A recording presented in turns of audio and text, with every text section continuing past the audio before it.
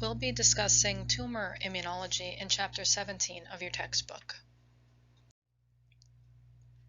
The topics we'll be covering are tumor biology, tumor antigens, the clinically relevant tumor markers, laboratory testing for tumors, immune defenses against tumors, immunoediting and tumor escape mechanisms, and immunotherapy. Tumor immunology can best be understood with a little background on the origin of cancer cells and their differences from normal cells. So normally cell growth and division are carefully regulated processes, and they're designed to rapidly produce new cells when necessary, inhibit cell division when enough cells are present, and then limit the cell lifespan through a normal physiological process of cell death. And we talked about this in previous chapters, apoptosis. If the processes that lead to apoptosis are allowed to continue unregulated, they can then lead to excessive cell growth and division that results in the development of abnormal cell masses, and these are called tumors or neoplasms.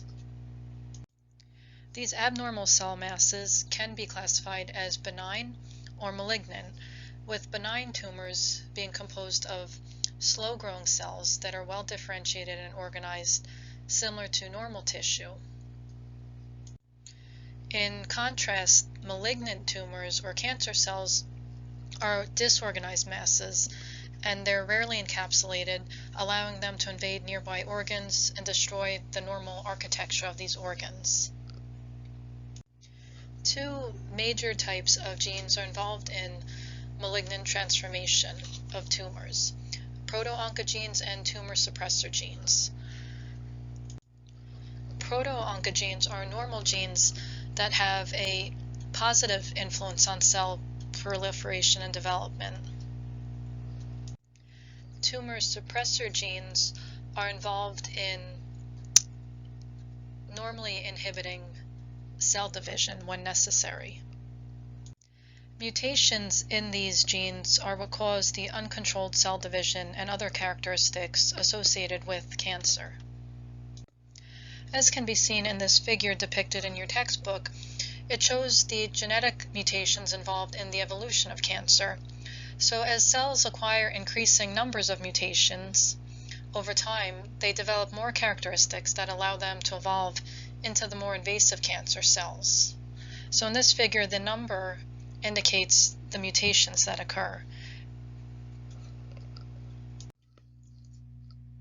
Classic characteristics of cancer cells were defined by Hanahan and Weinberg in the years 2000, and then further additional classification characteristics were added in 2011. Initially in 2000, these 6 characteristics on the left side of the slide were defined as a characteristic of cancerous cell. The cells exhibit sustained proliferation, they can resist cell death, they have the ability to induce angiogenesis, which is the development of new blood vessels to provide both oxygen and nutrients to the tumor. They exhibit immortality in terms of cell division. They are both invasive and can metastasize, and they have the ability to avoid suppressors of cell growth. In 2011, these 4 additional characteristics were added. That reprogramming of energy metabolism can occur to support malignant proliferation. The cells have the ability to evade destruction by the immune system.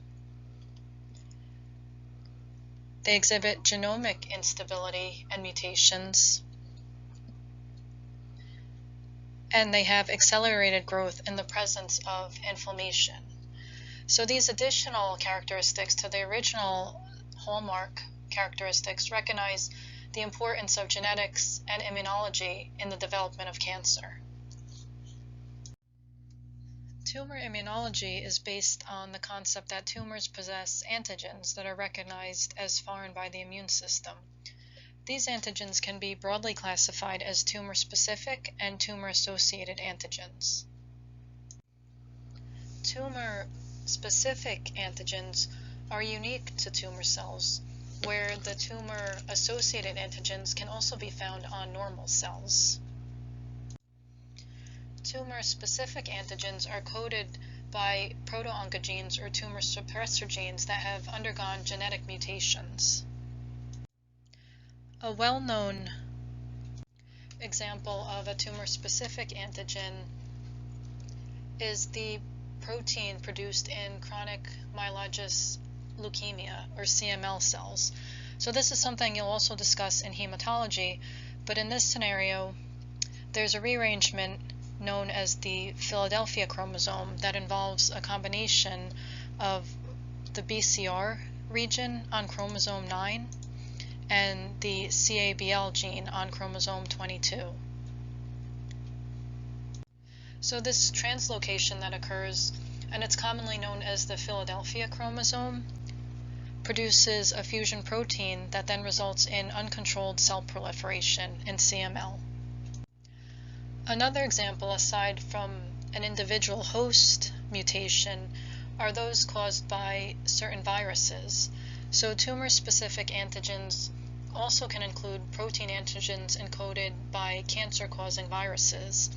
So examples of these include Epstein-Barr virus, human papillomavirus, or HTLV, which stands for the human T-cell leukemia virus. So each of these viruses also can cause different types of cancers. This figure shows the tumor-specific antigen produced in chronic myelogenous leukemia, or CML. So this is the Philadelphia chromosome-associated CML that was discussed on the previous slide. So here shows the chromosomes 9 and 22 in which the translocation occurs. And once this fusion appears in the chromosome, the combination gene produces a hybrid that is constantly expressed. So this BCR-ABL gene rearrangement results in the uncontrolled cell proliferation. And again, this is found in CML and in the majority of CML patients. Tumor-associated antigens, unlike tumor-specific antigens, are expressed in normal cells along with tumor cells. Tumor cells abnormally express these protein or carbohydrate antigens in terms of their concentration, location, or the stage of differentiation. So these tumor-associated antigens have been identified or classified into 3 different categories by the Cancer Research Institute. So shared tumor-specific antigens, differentiation antigens, and overexpress antigens. So shared tumor-specific antigens are expressed in many tumors, but not in most normal tissue. The only normal cells that have these detected are testicular germ cells and some placental and ovary early cells. So these antigens actually have been called cancer or testes antigens in the past. So they then become tumor-associated antigens when a transformation process causes them to be expressed on tumors originating from other cell types.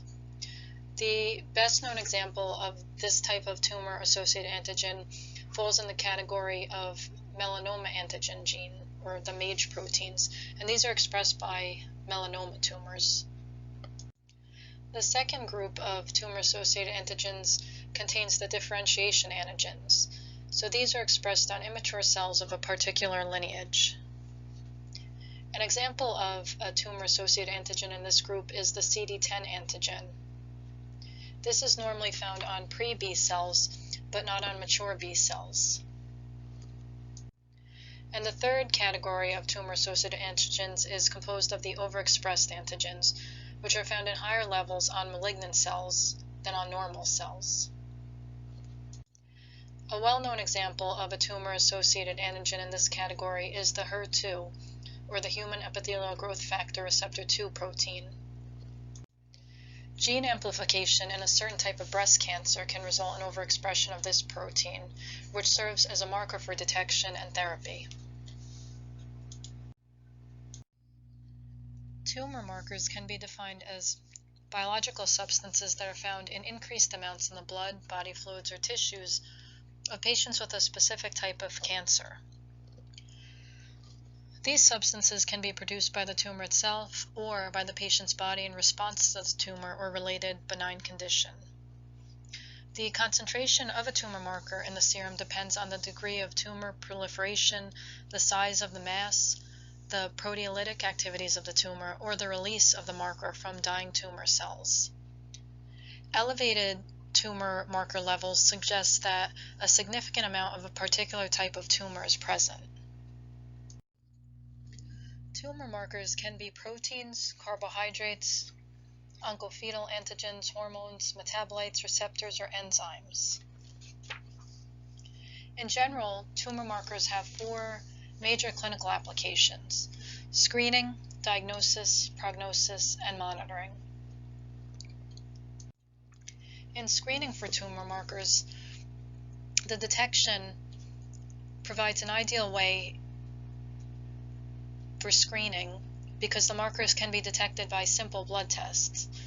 However, the benefits and limitations of using a particular marker to screen a population need to be considered before testing is implemented. Screening asymptomatic individuals can lead to earlier detection of tumors. So cancers can be detected at early stages, but there's also the possibility of getting false positive or false negative results. It's important to remember that the effectiveness of tumor marker screening for cancer depends on both the sensitivity and specificity of the marker itself, as well as the prevalence of the cancer in a certain population. Diagnosis using tumor markers is the second application that helps physicians distinguish between different diseases with similar symptoms. As we discussed in general lab principles, diagnosis of diseases, for example, cancers, often involve a more invasive procedure. So tumor markers are typically used for screening or monitoring, whereas more invasive procedures, such as biopsies, would aid in diagnosing a patient with cancer. It's important to note and recognize that tumor markers serve as a valuable aid in making cancer diagnosis, but when they're used in conjunction with clinical findings and other tests, but they're not diagnostic on their own. The third application of tumor markers is to assess prognosis in a known cancer patient. So, as mentioned before, concentrations can be detected of tumor markers. So a high concentration at the time of diagnosis or increasing levels of a certain tumor marker over time can indicate the presence of an aggressive tumor that has metastasized. Tumor markers can also be used to determine the type of therapy that would be effective for the patient. And lastly, one of the most important uses of tumor markers is for monitoring known cancer patients to determine whether their treatment is effective and to check for recurrence of the tumor.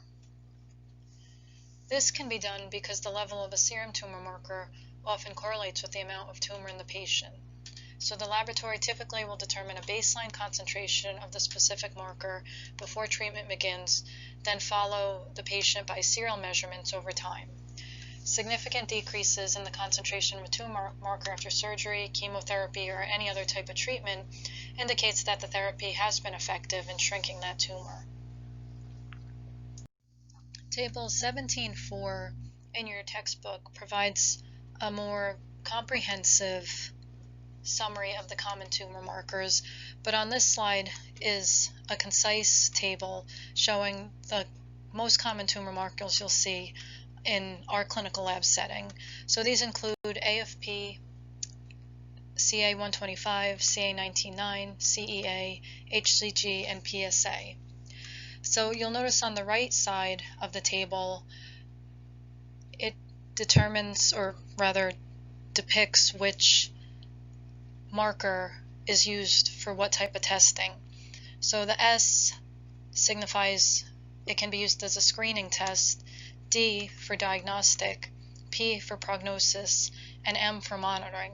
So you'll see that some tumor markers are useful in the 4 different applications, whereas others are just used for 1 or 2. And of note, these tumor markers listed on the table are also all run in our chemistry lab on an automated platform. There are 3 main types of laboratory methods routinely used for cancer screen diagnosis.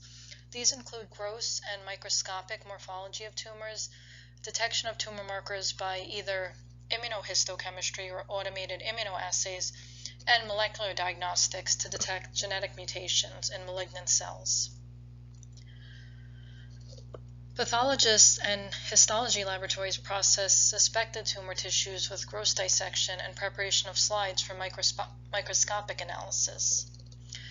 Tumor marker antibodies, special stains, and nucleic acid probes can be applied to these prepared slides to enhance visible features and be evaluated microscopically. Immunohistochemistry detection can be done on formalin-fixed or frozen tissue sections of tumor biopsy material that have been fixed on the slides. This method uses labeled antibodies to detect tumor antigens in these fixed sections. Immunoassays measure levels of circulating tumor markers in the blood. Because this method is highly sensitive, it does lend itself to automation, and it's relatively easy to use. The several tumor markers mentioned on previous slides, such as CEA, AFP, CA125, CA199, all of these tumor markers can be measured using this immunoassay type method, measuring the tumor markers in the blood. Because cancer is a process that involves many genetic alterations, molecular methods have been used. They detect genetic mutations associated with cancer. Various methodologies such as polymerase chain reaction, PCR, FISH, microarray, and DNA sequencing have been used. These methods are discussed further in the molecular chapter and will also discuss in more detail in the molecular course.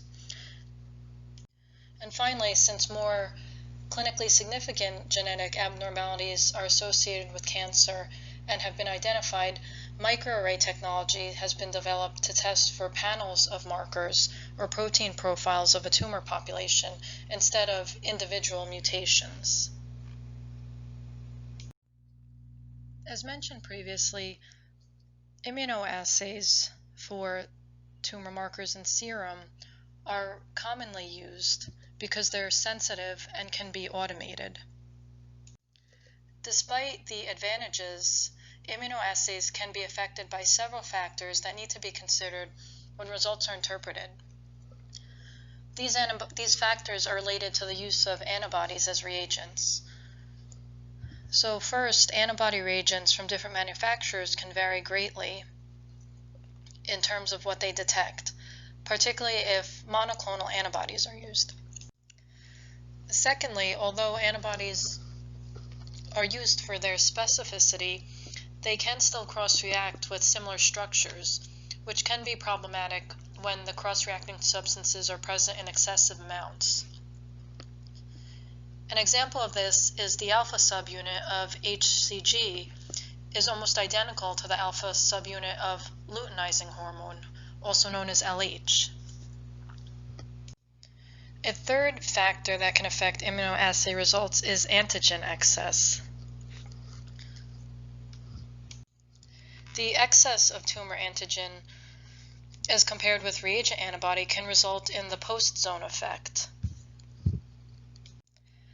This was discussed in Chapter 10, in which saturation of the antibodies with antigen inhibits the cross-linkages required to visualize the reaction. When measurements exceed the linear range of reportable results, the phenomenon is called the high-dose hook effect. And a final problem with immunoassays is that interference can be caused by the presence of endogenous heterophile anti-animal or autoantibodies in the patient sample. Heterophile antibodies are capable of reacting with similar antigens from two or more unrelated species. These antibodies usually have low avidity, but they can react with a broad range of antigens. The figure on the right depicts the high-dose hook effect, in which antigen excess saturates antibody, and the intended sandwich configurations can't form, and this leads to a false decrease in the signal. The figure on the right is depicting interference by heterophile or anti-animal antibodies. So the heterophile or anti-animal antibodies that are depicted in red in this figure can cause both false decreases and false increases depending on their reactivity against the antibody species used in the assay. The theory of immunosurveillance was originally proposed in the 1950s by McFarland, Burnett, and Lewis Thomas. This theory states that the immune system continually patrols the body for the presence of cancerous or precancerous cells and eliminates them before they become clinically evident. Burnett and Thomas based their hypothesis on early studies that involved transplantation of tumors in genetically inbred mice. Both the innate and adaptive immune responses are thought to contribute to protection of the host from cancer. The main components of the immune system that participate in defense against tumor cells are natural killer cells, macrophages, cytotoxic T cells, cytokines, and possibly T helper cells and antibodies, with the key cells involved being natural killer cells and possibly macrophages involved in the innate defenses, and cytotoxic T cells, dendritic cells, cytokines, and antibodies being major components of the adaptive immune response. The immune defenses thought to play a role in defense against tumors are the same involved in attacking pathogenic microbes. The various mechanisms are summarized in this figure. Cells of the immune system recognize tumor antigens or stress molecules on the tumor cell surface and ultimately remove the cell by either apoptosis or lysis. Even though there are various systems in place to eliminate tumor cells, they still may escape immune defenses and grow to form clinically significant masses.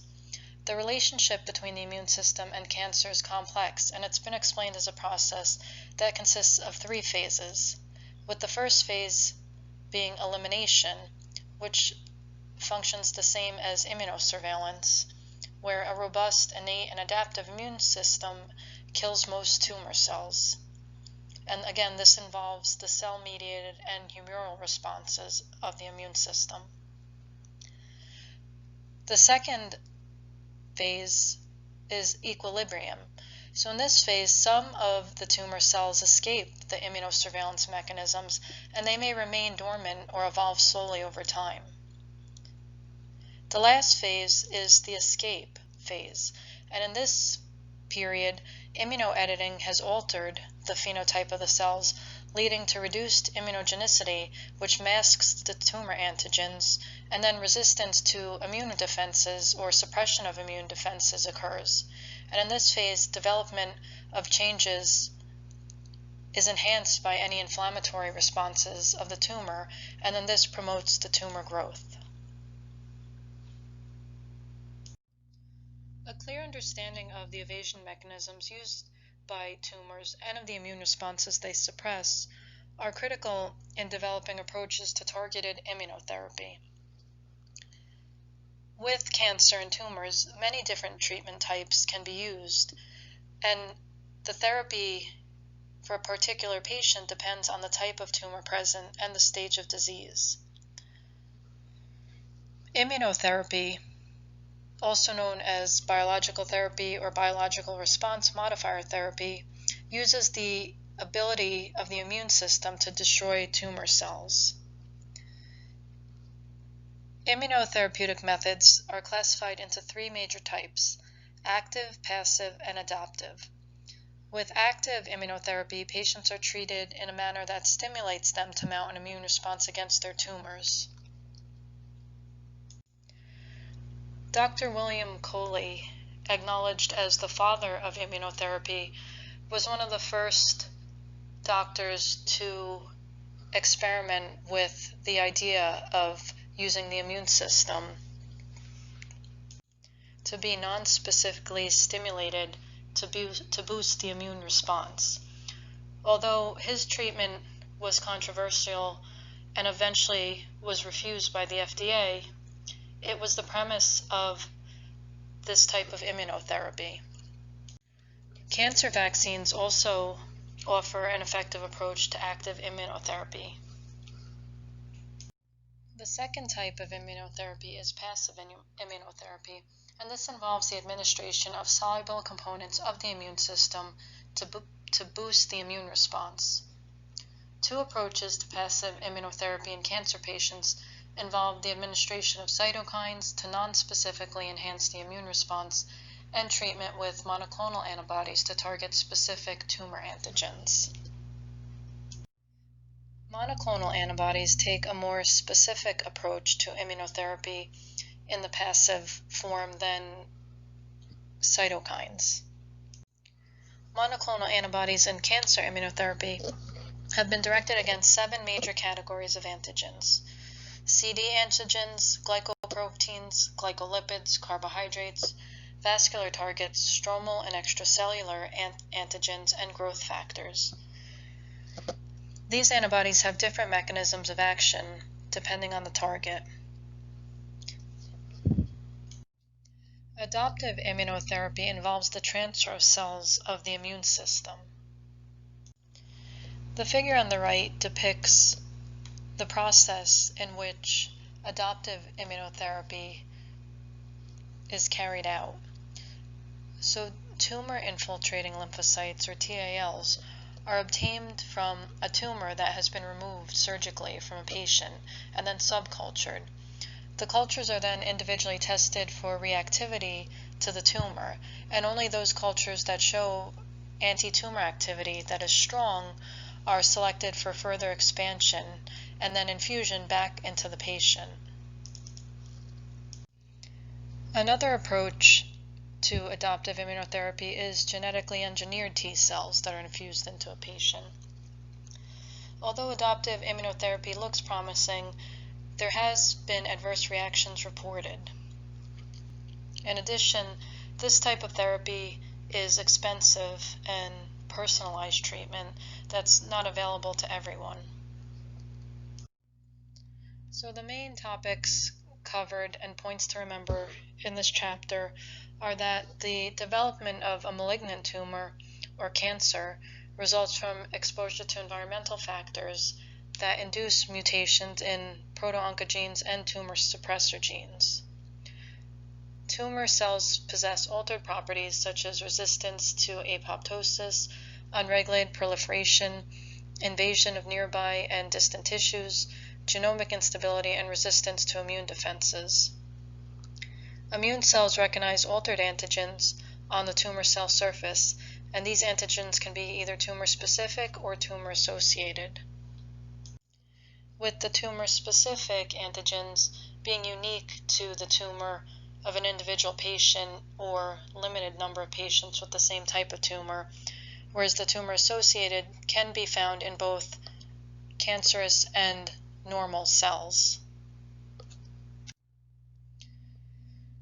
The immune defenses that destroy tumor cells are the same mechanisms that attack pathogens.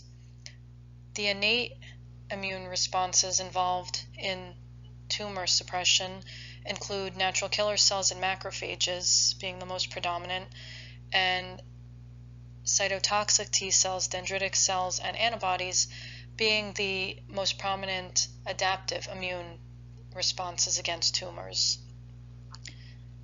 Through immunosurveillance, the immune system can recognize and destroy tumor cells before they become clinically evident.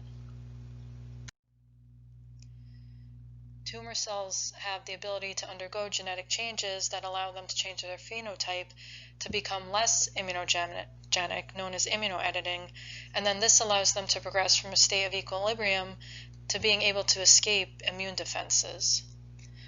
Some tumor antigens circulate in the serum and can be used for cancer screening, diagnosis, prognosis, and patient monitoring, and examples of these include AFP, CA19-9, CA125, CEA, HCG, and PSA. And again, these are all performed in our chemistry lab, and they will be discussed in more detail in your chemistry course. Serum tumor markers are most often detected by automated immunoassays, again in the chemistry lab in our laboratory. False positives can be caused by cross-reactivity or interference by heterophile antibodies, and false decreases can result from antigen excess or the post-zone phenomenon.